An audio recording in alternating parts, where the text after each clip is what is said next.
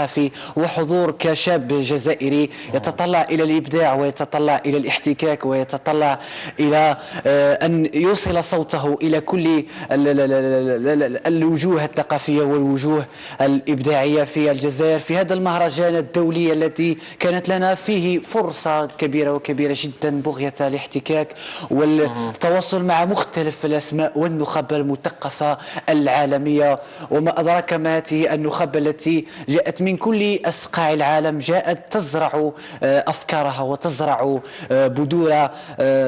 بذورها وفي هذا حتى بذور حب المسرح. طيب بلال، في البداية حتى لا نذهب مباشرة إلى يعني تربصكم في هذا المهرجان ومختلف ممكن المواضيع اللي كنت ناقشتها في على هامش هذا المهرجان، طيب حتى يشارك شاب جزائري في مهرجان يعني على هامش فعالياته في المسرح، أكيد كان عندك حب لهذا الميدان، كنت حاب مثلا في يوم من الأيام أنك تقول لي مسرحي، مخرج أو ممثل؟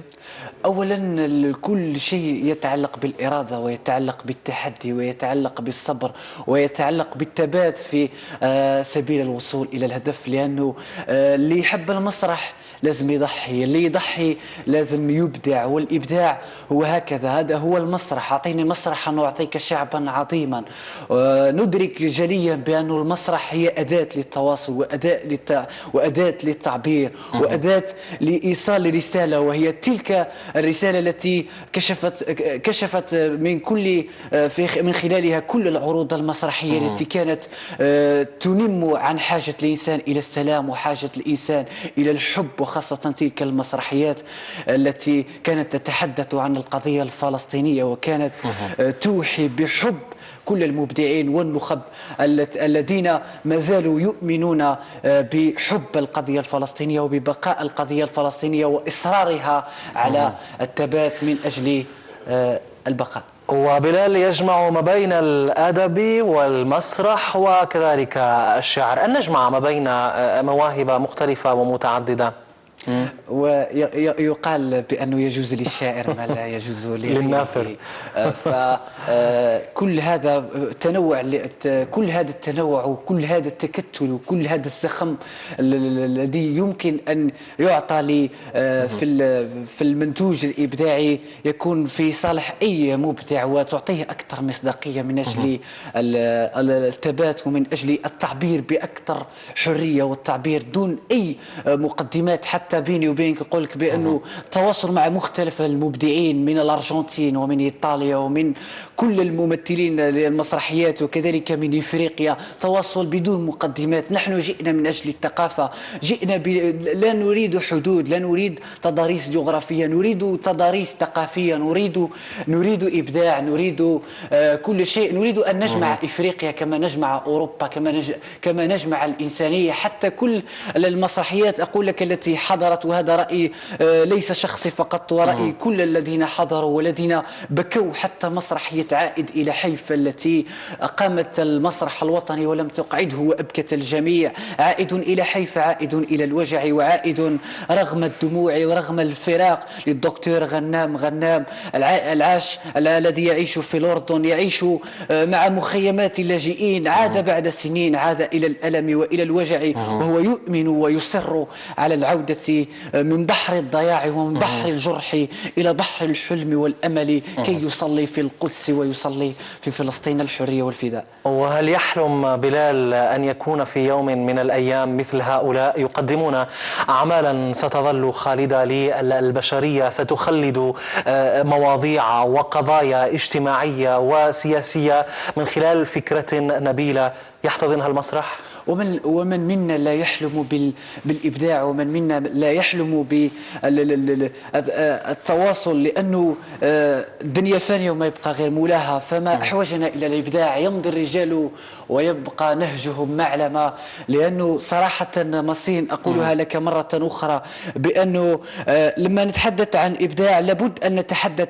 العديد من المبدعين يتحدثون عن العالمية، وأنا أقول لك وأقول للمشاهدين بأن العالمية لا يمكن أن نطرقها بدون الاعتزاز بمحليتنا، الاعتزاز بوطنيتنا، الاعتزاز بثقافتنا، الاعتزاز بتقاليدنا، الاعتزاز بتراثنا كإفريقيين كجزائريين. الجزائر في حد ذاتها صدقني مصين قارة وما أدراك ما قارة.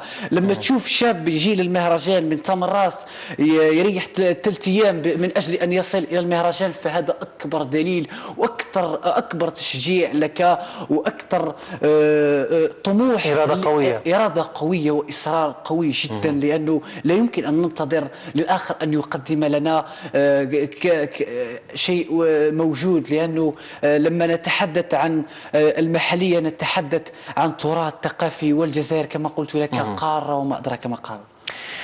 جزائرنا الحبيبة هي اللي تحتضن هذه الطاقات وهذا كذلك الكفاءات الإبداعية لتحلم لأن تقدم الأجمل والأفضل والأمثل لجزائر العزة وجزائر الكرامة وجزائر الحب والسلام. طيب بلال، في يوم من الأيام اختلى في غرفته وأخذ القلم وخط كلمات ستظل من ذهب في مشواره على الجزائر. أسمعنا. أنا للتحدي وعلقتموني وقمتم بتشريح جسمي لتلقوا نجوما هلالا ليتلى بخضري.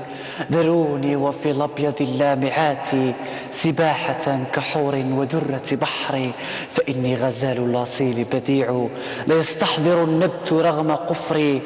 قولي جزائر ما تقول الورود، قولي المحبة سوف يسمعك الوجود، لك حبنا والمجد كله والخلود. قولي جزائر ما تقول الورود، قولي المحبة سوف يسمعك الوجود. بلادي نسيت قصيدي وحبري، نسيت خرائط جرحي وكسري. أقول الجزائر فخر البلاد إذا نودي لصلاة الأمجاد. كم جميلة هذه الكلمات بلال، والأجمل أن نرى هذه الإرادة وهذا الحماس في أن نخوض مجالات كثيرة في الحياة حتى نكون فاعلين في الساحة الثقافية ومختلف المجالات الأخرى. عندك إضافة بلال؟ ومن منا لا يحب الجمال، لأنه لما نعود إلى الجمال نعود إلى الطبيعة، وما أجمل الطبيعة. الطبيعة هي السلاح وهي الوسيلة الحقيقية الصدق. الطبيعة هي المرجع الصدق. يقول الأستاذ عمي طيوش وهو واحد من المهتمين بجمال الطبيعة وجمال الصورة الطبيعية في جيجل في عاصمة الكورنيش إجلجلي، يقول بأنه ما أحوجنا إلى العودة إلى الطبيعة، وما أحوجنا إلى أن نرى عمقنا في الطبيعة وإلى أن نرى جمالنا في الطبيعة، وما أحوجنا أن ونتواصل مع جمال الطبيعة التي وراءك يا مصين. شكرا جزيلا لك بلال. في الأخير فقط كلمة للشباب الجزائري اللي راهم يتابعوا فينا في هذا الأثناء حتى تكون إرادتهم قوية وأقوى من أي عائق ممكن يصادفنا في الطريق، حتى نقدم دائما الأفضل لجزائر السلام وجزائر العزة والكرامة.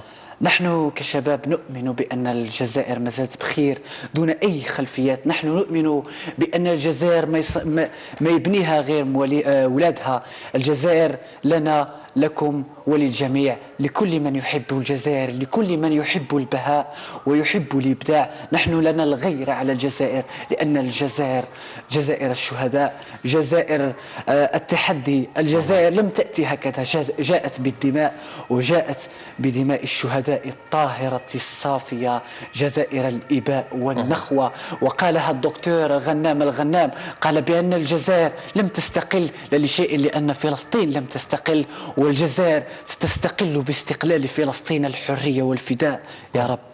والعالم العربي كله بلال، باعتبار أنه القضية الفلسطينية هي قضية الجميع، والجزائر دائما مع القضية الفلسطينية وهي في مقدمة اهتمامات. حتى يعني في الفعاليات الثقافية عشنا الكثير من الفعاليات الثقافية انضوت كلها تحت يعني إطار القدس عاصمة أبدية للثقافة العربية. أسطر غليظ تحت القدس عاصمة أبدية للثقافة العربية، ستكون دائما أبدية للثقافة العربية. هي عاصمة أبدية للثقافة العربية، وما أدراك ما الأبد والأزل فلسطين ارتبط اسمها بالأبد، وارتبط اسمها بالأزل، وسيرتبط اسمها بالثقافة، لأنه لما تكرس ثقافة ولما تكرس إبداع ثقافي لقضية ما فمستحيل أنه تنسى هذه القضية. وهذه القضية مغروزة في شراييننا، ومغروزة في دموعنا، ومغروزة